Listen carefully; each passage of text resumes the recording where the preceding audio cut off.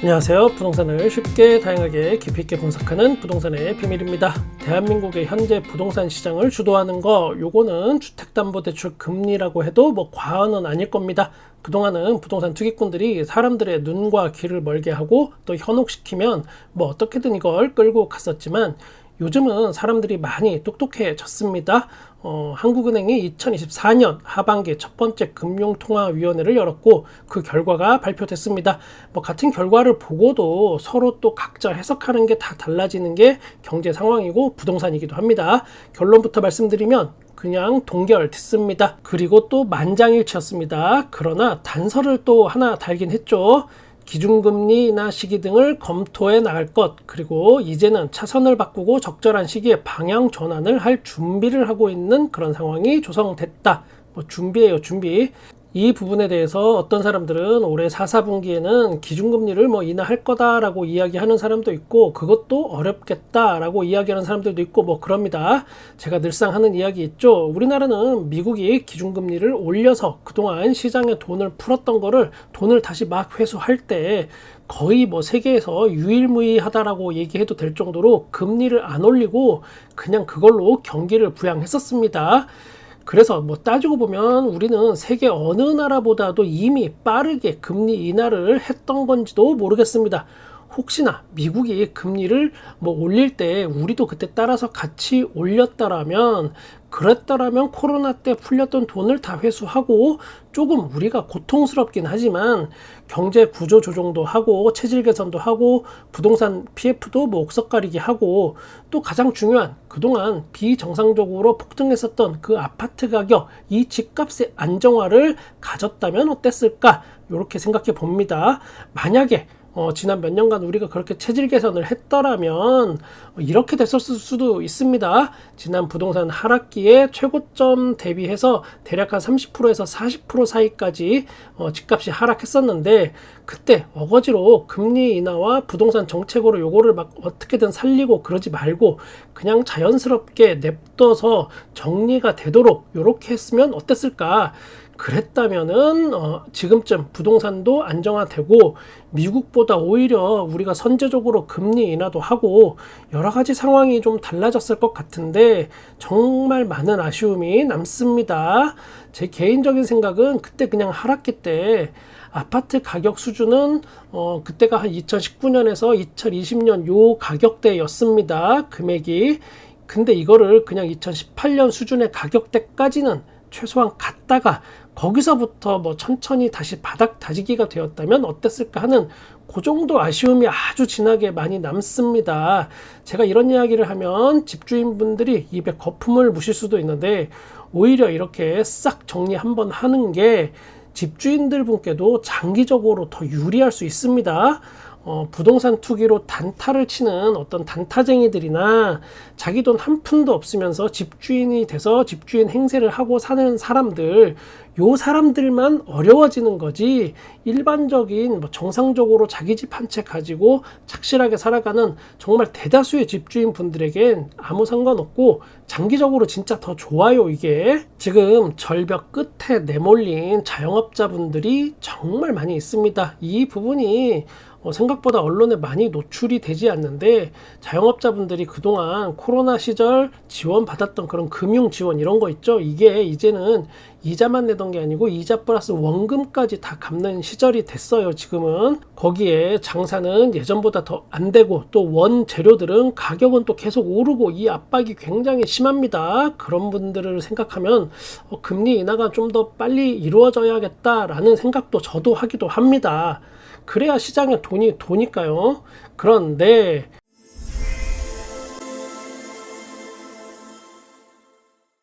아마도 기준금리 인하가 이루어지면 그렇게 풀리는 돈이 다 부동산으로 몰릴 것 같은 정말 아주 불길한 예감이 드는 것도 사실입니다. 결국은 금리 인하 해봐야 자영업자들이나 이렇게 경제가 돌아가는데 쓰이는 게 아니고 그냥 부동산으로 또 몰려서 부동산만 계속 들쑤시는 거 아닐까, 요런 거요. 자, 부동산 단타쟁이 또는 돈 없이 그냥 집만 사들여서 집주인 행세만 하던 요런 사람들이 금리 인하는 집값 상승이다 라는 공식을 마치 뭐 만병통치약인 듯하고 하도 떠들어갖고 심지어 이제는 저마저 헷갈리게 되는 그런 상황이 돼버렸습니다. 잠깐 그래도 우리가 이걸 볼까요? 제가 2024년 3월 24일에 올렸던 그런 게시물입니다. 미국의 기준금리 인하가 점점 밀리고 있다. 과연 첫 번째 금리 인하는 언제쯤 될까? 이거를 물어봤었고 여러분이 투표한 결과입니다. 6월 달에 금리 인하가 첫 번째 금리 인하를 한다는 의견이 11%, 그리고 7월 달에 한다가 10% 소수 의견입니다. 비교적 여름까지는 금리 인하가 무리다. 9월은 넘겨야 될 거다라는 게 28%, 그리고 올해는 금리 인하가 틀렸다. 미국이 알려진 것보다 굉장히 심각한 상황이다. 요게 51%였습니다. 여러분의 의견이요. 어쨌든 결과를 놓고 보면 6월, 7월 요거는 지났고 소수 의견은 아니고, 자, 남은 건 이제 올해 4, 4분기에 한 번 하느냐, 아니면 올해는 결국 금리 인하 안 하고 그냥 넘어가느냐, 내년까지 요게 남았어요. 자, 물론 이게 어떤 대단한 집단 지성의 결과물 요렇게 볼 수는 없어요. 그 정도는 아닙니다. 하지만 제가 영상 도입부에 말씀드렸던 예전에 부동산 투기꾼들이 사람들의 눈과 귀를 멀게 했지만 이제는 아니다, 똑똑해졌다 라고는 말한 거, 그 부분에 어느 정도 부합하는 결과라고 봐도 되지 않을까, 이런 생각을 해봅니다. 자, 이쯤에서 우리가 잊지 말아야 할 작년 이맘때로 돌아가 봐야겠군요.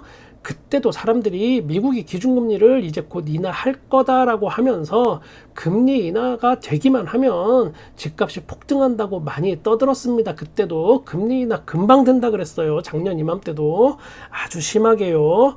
자, 그런데 기준금리와는 별개로 우리나라는 특례보금자리론이라는 사실상 집 사는 데에만 이자를 지원해 줬습니다. 금리 인하 효과가 집 사는 데에만 나타난 거죠. 덕분에 집값은 하락을 멈추고 살짝 반등을 했습니다. 다시 한번 강조하지만 집 사는 데만 이자 지원을 해서 금리 인하 효과를 낸 거고, 부동산만 살리고 자영업자들은 계속 사지로 내몰고 있는 상황이었습니다. 자, 돈이 풀려도 다 부동산으로 가서 거기서 돈이 다시 묶여버리는 상황이 되는 겁니다. 시장에 돈이 안 돌아요. 가계부채는 그렇게 눈덩이처럼 계속 불어났습니다.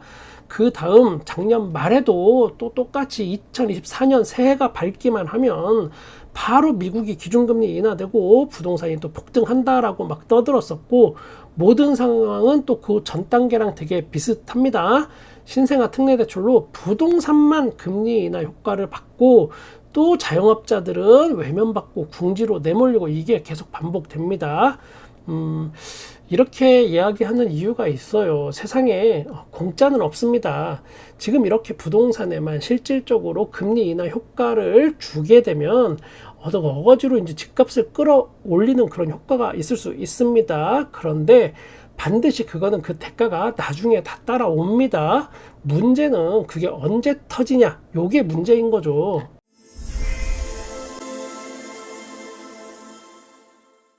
다시 금융통화위원회 발언 내용을 우리가 좀 더 살펴보면, 이창용 한국은행 총재는 외환시장, 수도권 부동산, 가계부채 움직임 요 세 개를 들었어요. 요 세 개 등이 불확실한 상황이어서 금리 인하까지는 상당한 시간이 걸릴 수 있다고 단서를 달아놨습니다. 잘 생각해야 됩니다. 요 세 개. 자, 외환시장 먼저 보면, 외환시장은 지금 1370원에서 1380원대를 왔다 갔다 합니다. 환율이.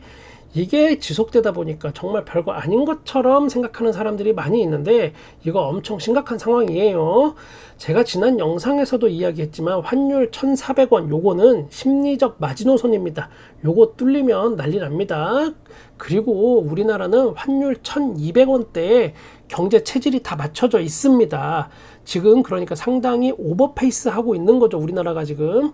그리고 외환 보유고가 지금 급격하게 줄어들고 있습니다. 이걸 추론해 보면 환율 방어에 적극 개입하는 거 아니냐, 이렇게 추론을 해볼 수 있죠. 외환 보유고를 다 써서 돈이 줄고 있다는 얘기예요. 달러가 지금 우리나라에 이렇게 어거지로 환율 1400원이 넘지 않게 끼워 맞추기 하는 중입니다, 지금 현재. 자, 수도권 부동산 요거 볼까요? 이창용 한국은행 총재가 지적한 거, 이건 뭐 지금 서울의 강남 3구 그리고 마용성 뭐 강동구까지, 강동구도 다는 아니고 한정된 지역만이에요. 사람들이 굉장히 오해하는데 다 아니에요. 강동구 여기까지는 지금 매수세가 붙지만 그 외로 이제 넘어가게 되면 가격 흐름이 크게 오르는 상황은 아닙니다. 예전하고는 좀 많이 다르죠. 보통 강남 집값이 오르면 그냥 아무 이유 없이, 정말 아무 이유 없이 무작정 변두리들이 따라 오르던 그 시절이 분명히 지금은 아닙니다. 이건 역시 정말 많이 똑똑해진 사람들 덕분이긴 하지만 간혹 또 언론의 이야기를 듣고 있으면 이 여파가 서울 변두리 그리고 수도권까지 확 퍼져갖고 지방까지 집값 상승에 동참이 되고 사람들이 미친 듯이 비싸게 집을 사길 정말 간절하게 바라는 게 느껴지기도 합니다. 한 놈만 걸려라 뭐 이런 거 있잖아요. 한 놈만 걸려 이거. 그 다음 가계부채 움직임 한번 볼까요? 제가 말 안 해도 너무 잘 아시겠지만 가계부채가 계속 늘어난다고 뉴스에서 많이들 보시죠. 그리고 가계부채의 주범은 당연히 부동산입니다. 주택담보대출이 아주 큰 부분을 차지하죠. 이 부분은 앞으로 대한민국 경제에 있어서 계속 아킬레스건으로 작용할 수밖에 없습니다. 이게 문제가 해결되지가 않아요. 지금 상태로는.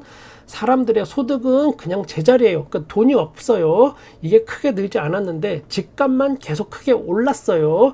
요 결과이기 때문에 집값이 하락하지 않는다면은 가계부채는 그냥 계속 앞으로도 늘어날 수밖에 없고 지금보다 더 바팔라질 수밖에 없어요. 강남, 서초, 뭐 송파도 뭐 잠실까지 뭐 여기까지만 빼고는 거의 대부분의 사람들이 집을 사려면 대출을 받기 때문에 이건 대출의 건수를 줄인다고 해결되는 것도 절대 아니고 대출 한도를 뭐 줄인다고 해서 이게 잡히는 것도 아닙니다. 결과는 딱 하나예요. 집값이 지금보다 하락해야지만 가계부채가 잡히는 겁니다. 그래야 사람들이 대출을 덜 받는 거니까요. 자, 집값 하락 없이 가계부채를 잡겠다고 하는 그런 엉뚱한 소리 좀 이제 좀 저는 그만 들었으면 좋겠습니다. 어떤 분들은 저를 부동산 하락론자라고 이야기하실 수도 있지만 저는 집값이 상승하면 금전적으로 더 이득인 위치에 있는 사람입니다. 기본적으로 하락론을 어거지로 주장할 이유가 저는 하나도 없어요. 대신 이런 생각은 제가 분명하게 가지고 있습니다. 부동산에 거품이 낀 것을 깔끔하게 다 걷어내고 새로 시작해야 하는 시기다라는 생각이요. 그때가 돼야 시장에 돈이 돌고 경제가 돌고 그러면 여러분의 가계 소득이 이제 올라가게 되겠죠. 또 그렇게 모인 돈이 부동산으로 나중에 천천히 유입이 되면서 자연스럽게 집값은 아주 길게 장기적으로 우상향 될 수도 있고 이렇게 변할 수 있다고 저는 생각합니다. 물론 아주 상식적인 수준에서 우상향 되는 걸 말하는 거예요. 자, 부동산 거품을 깔끔하게 걷어내고 새로 시작하는 그 날까지 저는 여러분의 부동산에 끝까지 함께 하겠습니다. 구독과 좋아요, 댓글 감사합니다. 부동산의 비밀이었습니다.